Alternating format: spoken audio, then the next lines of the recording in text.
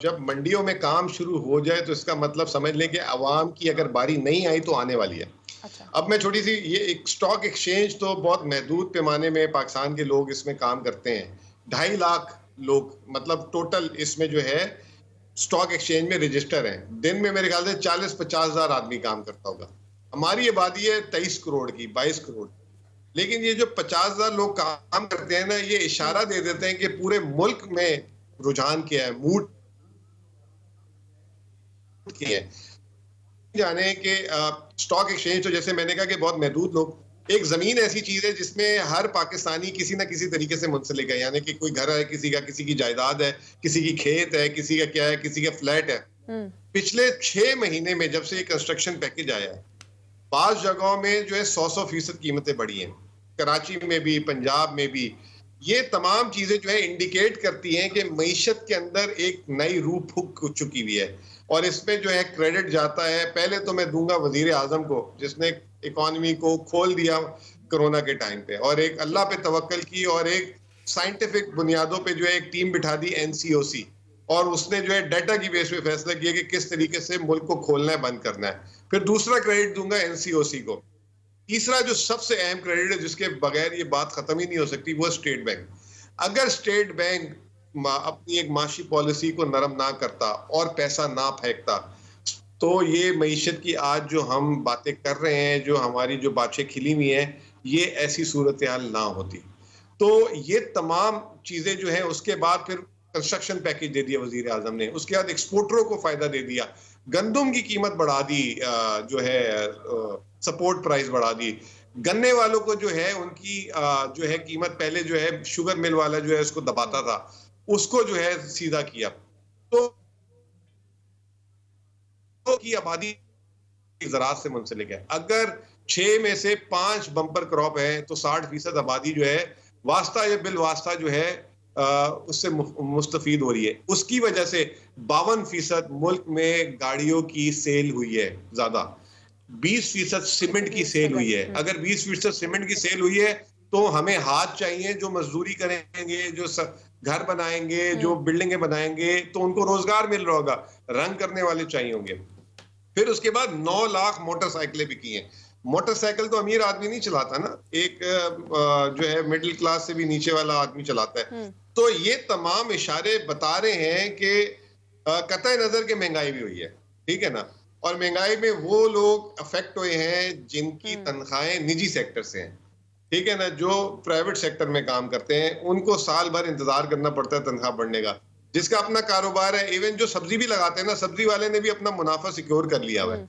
जो है मैकेनिक है ना, तो उसने भी जो है ना, पहले अगर वो 100 रुपए का काम करता था तो वो कहता मैं 150 लूंगा जी, महंगाई हो वाला भी एक चीज है मोहम्मद जो साहब, एक अगले चीज स्टेप में अगर बताइए ये माशी कि ग्रोथ इसी ये जो तरीके से चली। 3.94 का फिगर है, इसमें कुछ लोग तो ये कह रहे हैं कि जी ये घड़ा गया है और ये हुँ। एग्जैजरेटेड फिगर है। कुछ लोग ये कह रहे हैं कि हो सकता है कि ये इससे भी ऊपर चला जाए। तो आपकी क्या असेसमेंट है? क्योंकि आपने उस वक्त पॉजिटिव बात करनी शुरू की जब कोई भी नहीं कर रहा था। तो आपकी अपनी असेसमेंट क्या है? ये जो जो ये तरक्की की शरह का ये जो फिगर आया है, आपको कैसा लगता है कि इसमें वाकई ये एग्जैजरेटेड है? अदील भाई, पहली बात तो ये है कि आपको भी मुबारक, कहते थे दान आपके शहर के ही हैं, आप, मैं नाम नहीं लेना, मुनासिब समझूंगा, वो अब आ गए हैं कि जी 3-3.5 है। तो उनके मुंह से ये 3-3.5 निकल जाना जो है ना, ये भी एक जिसे कहते हैं ना कि मौजूदा है। अब क्योंकि उनके पास कोई दलील नहीं है, उनके पास कोई मॉडल नहीं है, वो हम्म। एक दो लोगों ने कोशिश की कि जी शौकत तरीन जब वजीर खजाना नहीं था तो शौकत तरीन कह रहा था मईशत का बेड़ा गर्क हो गया। भाई शौकत तरीन जो है घर से बैठ के जो है बात कर रहा था। हुँ। अब जब वो डाटा उसने आके देखा तो उसकी भी आंखें खुल गई हैं। तो ये सारी की सारी जो सबसे पहली मुबारकबाद तो ये है, मैं आज से नहीं, पिछले साल अक्टूबर नवंबर से कह रहा था कि जी 4 से 5% रहेगी और जिस दिन 3.94 आया, मैंने उस दिन भी कहा कि जब ये फाइनल नंबर होंगे ये 5 के करीब हो सकती है, ये नीचे नहीं जा सकती यहाँ से। तो अल्हम्दुलिल्लाह जिन्होंने आधा 1% बोला था वो अगर 3-3.5 में आ गए तो समझे कि 4 है, 4 से ऊपर जानी है बात, नीचे नहीं जानी। और आज इस बात को हुए हुए 5 दिन हो गए हैं, आलमी दाया चैलेंज करने, IMF वर्ल्ड बैंक जो अच्छा, ये एक बताइए। इसका एक्सेप्ट कर लिया। फिर मुज़म्मिल साहब, ये बताइए कि आलमी इदारों की जो प्रेडिक्शंस गलत हुई हैं, आईएमएफ क्या कह रहा था, वर्ल्ड बैंक क्या कह रहा था, तो इनकी जो प्रेडिक्शंस जो हैं ये गलत साबित हुई हैं, तो इस हवाले से क्या इन पे क्या गुजर रही होगी? ये तो पाकिस्तान को बड़ा अंडर एस्टिमेट कर रहे थे। ये बड़े ढीठ है भाई, ये कोई नए नहीं गलत हो रहे। ये 2008 में जब ये इमरान खान ने जब हुकूमत ली थी ना, तो पाकिस्तान का 19 अरब डॉलर था ये करंट अकाउंट खसारा। इन्होंने कहा था कि 2019 में जो है ना ये 24-25 हो जाएगा, वो कम होकर 13 हो गया। इस साल ये जो अभी खत्म हो रहा है ना 30 जून, इसमें करंट अकाउंट खसारा इन्होंने कहा है कि 7.5 अरब डॉलर का होगा। अभी तक 10 माह का नंबर जो है 800 मिलियन डॉलर सरप्लस है, यानी कि 7.5 छोड़े खसारा 800 प्लस में है। तो ये पुराने ढीठ हैं, इनकी एक पॉलिसी है, इनको सौदा बेचना है पाकिस्तान। 22 प्रोग्राम हमने लिए माशाल्लाह, सबसे बड़े गाहक हैं इनको 1980 से। तो इसको कैसे छोड़नी, मायूस। देखिए, जब आईएमएफ किसी मुल्क में होता है ना, तो बाहर के सरमायाकार ना आईएमएफ की रिपोर्टें पढ़ता है, वो उस मुल्क में नहीं आता, और अगर रिपोर्ट अच्छी नहीं होती तो सरमायाकार दूर रहता है।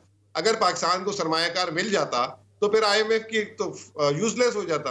तो ये हमेशा से एक मायूसी इन्होंने फैलाई, और पाकिस्तान के बारे में तो एक मशहूर है कि आईएमएफ जो है एक माशी इदारा नहीं, फाइनेंशियल इदारा नहीं, एक पॉलिटिकली पाकिस्तान को ट्रीट करता रहा हमेशा से, क्योंकि वेस्टेड इंटरेस्ट जो वेस्ट के रहे हैं पाकिस्तान पे, तो आईएमएफ को एज अ टूल यूज किया है पाकिस्तान के खिलाफ।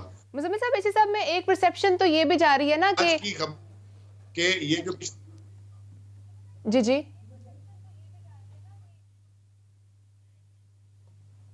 सर, आपको मेरी आवाज आ रही है? आवाज नहीं आ रही आप लोग की। जी सर, मैं आपसे मेरा क्वेश्चन ये था कि एक परसेप्शन तो ये भी है ना कि तमाम जितनी भी चीजें हैं, ये जो अच्छे फैक्ट्स आ रहे हैं हमारे सामने, क्या ये सस्टेनेबल हैं, क्या ये सस्टेन रह पाएंगे? क्योंकि अक्सर ये भी थॉट्स आती हैं कि शायद इलेक्शंस आने वाले हैं तो इसलिए फैक्ट्स को मेंटेन किया गया है, जिस तरह हम गुज़श्ता हुकूमतों में देखते आए हैं। नहीं, मेरा ये ख्याल है कि